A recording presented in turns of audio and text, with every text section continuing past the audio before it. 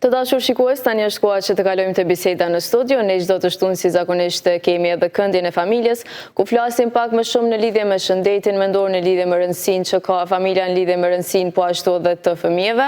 Ne sot bashkë në studio do të flasim për një temë, do të flasim për higjienën orale dhe bashkë me mua këtu është Nora Goga Demolli, e me të cilën do të flasim në lidhje me higjienën orale të fëmijët. Ajo është stomatologe dhe do të na tregojë më shumë në lidhje me rëndësinë që ka higjiena e hershme, në lidhje me atë se si duhet të kujdesemi për dhëmbët dhe faktikisht se sa janë ndjeni prindrit. Zonja Nora, faleminderit shumë që je sot këtu me ne. Faleminderit juve për ftesën, gjithmonë është kënaqësia jonë. A e nisim pak bisedën fillimisht se sa ka rëndësi higjiena orale të fëmijët, qysh në moshë të hershme që nga lindja, po ashtu para se të dalin dhëmbët? Higjiena orale unë mendoj që është qelsi kyç për me pas ndoshta një shëndet të mirë të plotë të gojës dhe të dhëmbëve. Mirë po unë mendoj që duhet me fillu qysh kur nuk kemi asnjë dhëmb në gojë. Zakonisht bëhet pastrimi i gojës me gazra sterile, të cilat mund të jenë të lagura ndoshta me një çaj kamomile apo edhe me tretje fiziologjike dhe bëhet pastrimi i komplet i gojës së foshnjës. Pse mundemi ndoshta me bë këtë? Për shkak se i reduktojmë bakteret dhe ndihmojmë në procesin e daljes së dhëmbëve në mënyrë që edhe fëmija të ketë shumë aletat, ndoshta ato sikletet gjatë daljes së dhëmbëve të parë, që e dim që secili fëmijë ndoshta kalon në një periudhë jo të mirë gjatë daljes së dhëmbëve. Mirë po, edhe në momentin kur erupton dhëmbi i parë, ne gjithmonë duhet të kemi kujdes që ta pastrojmë atë dhëmbë me brush dhe me pastën e dhëmbëve. Se ndoshta ka shumë prindë të cilët mendojnë se duhet me eruptu të gjithë dhëmbët në mënyrë që të kemi një pastrim të duhur, por jo. Edhe ai dhëmb i vetëm duhet gjithmonë mu pastru në mënyrë që të parandalojmë zhvillimin e kariesit. Padyshim që për çdo prind ne po e shohim tash kohët e fundit në rrjetet sociale që sapo të dalë dhëmbi i parë, mbase bëjnë edhe festa, por po ashtu bëjnë edhe përgatitje një ëmbëlsire në mënyrë që ta festojnë atë, por sa janë ndjeni prindrit në lidhje me kujdesin që duhet të kenë pikërisht për atë dhëmb që u ka dalë? Në fakt, kohën e fundit, prindërit e ri janë shumë më të informuar se sa ndoshta më herët, sepse unë kam normal pacientë të moshave të ndryshme dhe ata pacientë ndoshta të moshave më të mëdha gjithmonë kanë pas probleme me dhëmbët, pikërisht për shkak të kësaj që ndoshta prind nuk kanë qenë shumë të informuar për këtë pjesën e mbajtjes së higjienës orale. Ndërsa tani është shumë ndryshe. Unë gëzohem kur i shoh prind ndoshta që edhe fëmia e ka ndoshta vetëm 2 dhëmb apo 3 dhëmb në gojë dhe vjen dhe e sjell tek stomatologu me pa nëse është duke shku procesi i daljes së dhëmbëve në rregull dhe po ashtu kemi atë komunikimin në mënyrë që t'i tregojmë se si duhet ta bëjmë ndoshta më atraktive mirëmbajtjen e higjienës, sepse jo të gjithë fëmijët duan të bëjnë pastrimin e dhëmbëve, ndoshta shumica prej tyre edhe refuzojnë sepse kanë frikë, nuk e dinë se si mundet me reagu në momentin që ne ndoshta vendosim brushën në gojën e fëmijët, ai reziston. Mirë po ne duhet me qenë ata të cilët duhet me ja bëjmë më atraktive. Ndoshta duke filluar nga ne, duke na pa fëmija, atëherë merrat, ne kemi rolin kyç mendoj, ne prindërit, dhe duke na pa fëmijët, atëherë edhe ata e shohin se nuk është një diçka e rrezikshme, nuk është një diçka e dhimbshme, edhe pastaj fillojmë të dy bashk në mënyrë që të bëjmë procesin e larjes së dhëmbëve, i cili duhet të ndodhë gjithmonë në mëngjes dhe në mbrëmje, sidomos në mbrëmje, sepse deri kohën e fundit ka qenë ajo ideja që duhet me pastru ndoshta dhëmbët, më e rëndësishme është në mëngjes se në mbrëmje. Unë mendoj që më e rëndësishme është në mbrëmje se sa në mëngjes, për shkak se gjatë gjithë natës të gjitha ato mikroorganizmat akumulojnë të gjithë dhëmbët dhe pikërisht aty ndodh fillimi i kariesit dhe prishja më e madhe e dhëmbëve. Kështu që kur ne me fëmijët, kur ndoshta një fëmijë reziston dhe nuk do me bë pastrimin, ne mundemi me bë edhe disa mënyra, me zgjedh disa mënyra tjera në mënyrë që për fëmijën të jetë më atraktive. Duke bler ato fuçat e dhëmbëve të cilat janë me figura të ndryshme, me ngjyra të ndryshme, në mënyrë që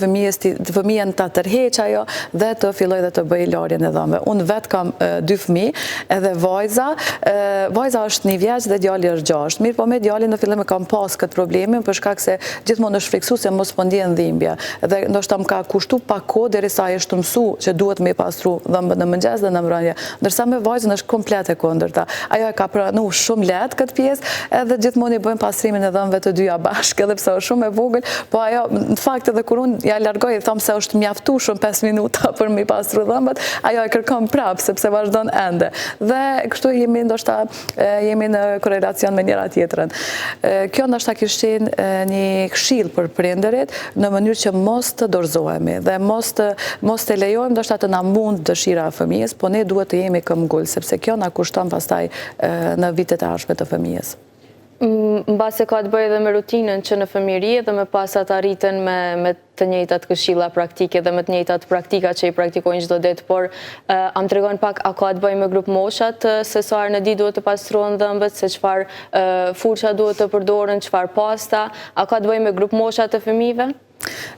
Po, sa i përket përdorimit të brushës dhe pastës, po, për shembull tek mosha 0 deri në 2 vjeç përdoret brusha me kokë të vogël, edhe ndoshta pasta që duhet të vendoset zakonisht thuhet sa një kokër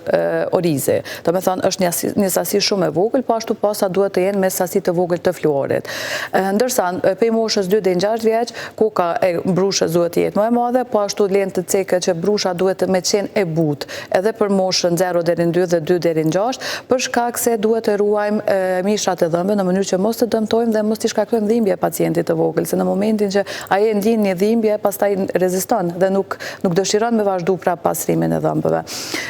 Ndërsa prej moshës 6 vjeçare mendohet që duhet më qenë brush normale dhe me fije medium, ndoshta jo shumë të forta, po dhe jo shumë të buta, në mënyrë që të bëhet një pastrim më korrekt dhe duhet të vendoset një pasta normale sikur për të rriturit me sasi më të madhe të fluorit. Cilat janë mbase disa prej gabimeve që mund t'i bëjnë prindrit me fëmijët e tyre gjatë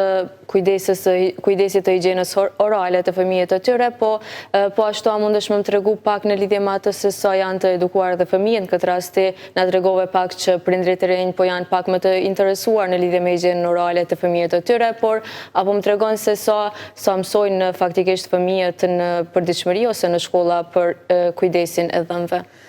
Tash përveç se unë thash edukata fillestare fillon pikërisht prej prindërve. Në momentin kur prindi dorëzohet, atëherë fëmia ka humb luftën. Kështu që ne duhet gjithmonë të mos dorëzohemi dhe ta bindim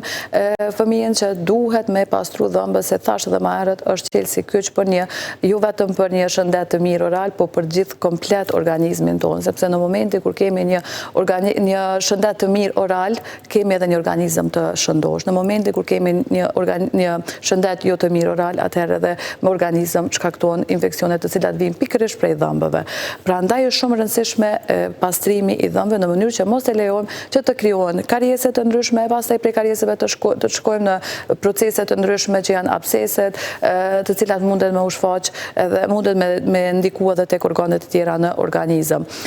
Mirë po edhe sa i përket kësaj ndoshta informimit në shkolla, unë prapë mendoj që këtë kohën e fundit kemi shumë më shumë informata se sa ndoshta në kohën kur kam qenë unë. Nuk ka ndodhur asnjëherë me ardhur një stomatologe, për shembull kur kam qenë unë shkollën fillore dhe më na tregu se si duhet më mbajt higjiena orale. Kurse tash e shoh që ka shumë organizime të tilla që bëhen, që shkojnë nëpër shkolla dhe i tregojnë fëmijëve se si duhet më pastru dhëmbët, si duhet më mirë mbajt goja, po ashtu edhe ushqimet. Edhe ushqimet luajnë një rëndësi shumë të madhe tek, domethënë tek mbajtja e shëndetit oral. Pse? Për shkak se ne e dimë që fëmijët janë të prirur me përdor ushqime të cilat janë me sheqerna, të cilat pikërisht sheqeri ndikon shumë në zhvillimin e kariesit. Mirë po, unë nuk them mos me hëngër asnjëherë. Mirë po, në momentin që ti ndoshta konsumon një ushqim që ka sheqer, atëherë duhet patjetër më bë pastrimi menjëhershëm. Ose gjithmonë është ajo pyetja, nëse ti do të më hëngër diçka që është me sheqer, atëherë duhet më përfundu komplet ndoshta ajo shujt dhe mos do vazhdohet prapë çdo 2 orë, çdo 3 orë me pas të njëjtin ushqim që ka sheqer, për shkak se ti nuk mundesh me ndajt me brush në dorë gjithë ditën. Kështu që është mirë nëse vendos më hëngër diçka ëmbël, ose nëse ti vendos për fëmijën tënd me ju dhënë diçka të ëmbël, atëherë të paktën një herë në ditë dhe pas konsumimit me njerë të bëjmë pastrimin e dhëmbëve. Ajo kishte me qenë idealja. Edhe pse e dim që të fëmijët është pak më e vështirë, mirë po duhet me qenë në ata të cilët ndoshta e dirigjojnë fëmijën sa i përket kësaj pjese. Duke qenë se jemi të pjesa ushqimit dhe sa rëndësishme është pra që të kujdesemi për ajo çfarë ham, po ashtu na ndikojnë edhe të dhëmbët tonë. A na tregon pak, duke qenë jeni vetë stomatologe, sa ka fëmijë që vinë në ordinancën e juaj dhe cilat janë problemet që përballen më së shpeshti sa i përket dhëmbëve?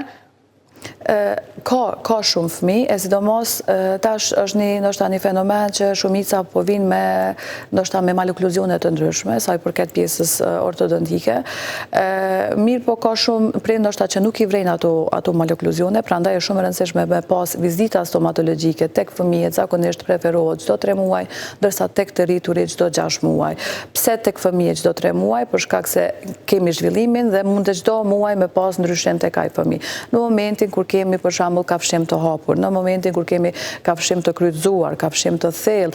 overbite, underbite, kur kemi pra këto ndryshime, kur kemi mbivendosje të dhëmbëve, domethënë dhëmbë të shtrembër, zakonisht duhet shumë shpejt me u drejtu tek stomatologu në mënyrë që të kemi një zgjidhje sa më të hershme dhe vendosjen e aparateve të cilat janë shumë të duhura për këtë moshë, për shembull prej moshës 5-6 deri në moshën 12 vjeçare, ku kemi për shembull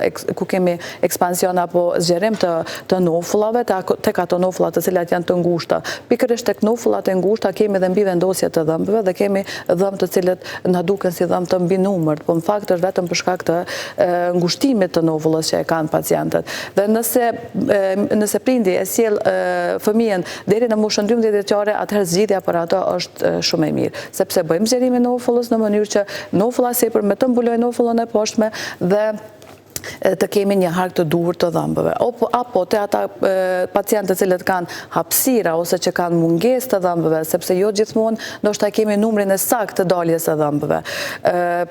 Prandaj është gjithmonë shumë e rëndësishme me sjell fëmijën edhe deri në moshën 12 vjeçare tek stomatologu, sepse më herët ka qenë gjithmonë ajo ideja që pas daljes së dhëmbëve të përhershëm, atëherë duhet me qenë kontrolla tek stomatologu, po jo, dhëmbët e qumshtit kanë një rëndësi shumë të madhe në daljen e dhëmbëve të përhershëm. Në momentin kur ne kemi humbje të parakoshme të dhëmbëve të qumshtit, atëherë eruptimi i dhëmbëve të përhershëm do të ketë ndryshime, nuk do ta ketë vendin e duhur në harkun dentar. Ndoshta kjo e kish me përgjithësu gjithë ato se duhet me ndodhë. Është një diçka tjetër që ata fëmijë të cilët e përdorin biberonin, apo ata fëmijë të cilët bëjnë thithjen e gishtit, po pikërisht tek ata kemi ndryshim të nofullave, sidomos të nofullës së sipërme, ku me çrast na shkaktohet kafshimi i hapur dhe normal që nuk duket as pak bukur, po dhe funksioni nuk është as pak ashtu siç duhet.